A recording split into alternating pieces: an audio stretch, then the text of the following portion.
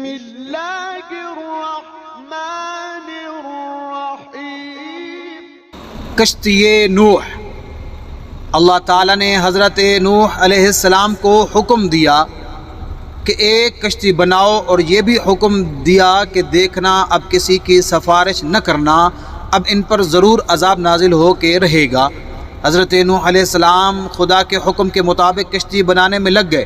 جب آپ کشتی بنا رہے تھے تو قوم کے لوگ اس کا مذاق اڑا رہے تھے، طعنے کس رہے تھے کہ کل تک تبلیغ کر رہے تھے، آج بڑائی بن گئے ہیں۔ کبھی کہتے ہیں کہ کشتی تو بنا رہے ہو لیکن دریا کہاں سے لاؤ گے کشتی چلانے کے لیے؟ حضرت نوح علیہ السلام اپنے کام میں لگے رہے۔ جب کشتی بن کر تیار ہو گئی تو خدا نے حکم دیا کہ اپنے اہل اور ان لوگوں کو کشتی پر سوار کر لو جو مجھ پر ایمان لے آئے ہیں، اور ہر جانور کا ایک ایک جوڑا بھی کشتی میں رکھ لو۔ قوم نوح پر عذاب۔ جب سب لوگ کشتی میں بیٹھ گئے تو خدا کے حکم سے زمین کے سوتے پھٹ پڑے، اس کے ساتھ ہی موسلادھار بارش شروع ہو گئی، زمین پر پانی بڑھنے لگا اور حضرت نوح علیہ السلام کی کشتی پانی میں تیرنے لگی۔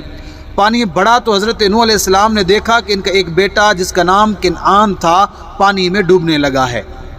آپ نے اسے آواز دی کہ اب بھی آ جاؤ تاکہ خدا کے عذاب سے بچ سکو، مگر اس نے جواب دیا آپ جائیں، میں کسی پہاڑ کی چوٹی پر چڑھ کر اپنی جان بچا لوں گا۔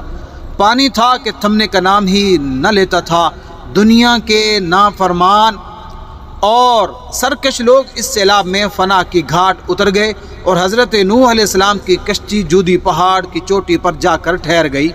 اب خدا کے حکم سے سیلاب تھم گیا اور زمین نے سارا پانی اپنے اندر جذب کر لیا۔ اب خدا نے حضرت نوح علیہ السلام کو حکم دیا کہ کشتی سے اتر جاؤ، تجھ پر اور وہ لوگ جو تجھ پر ایمان لائے ہیں ان پر ہماری رحمتیں برکتیں نازل ہوں گی۔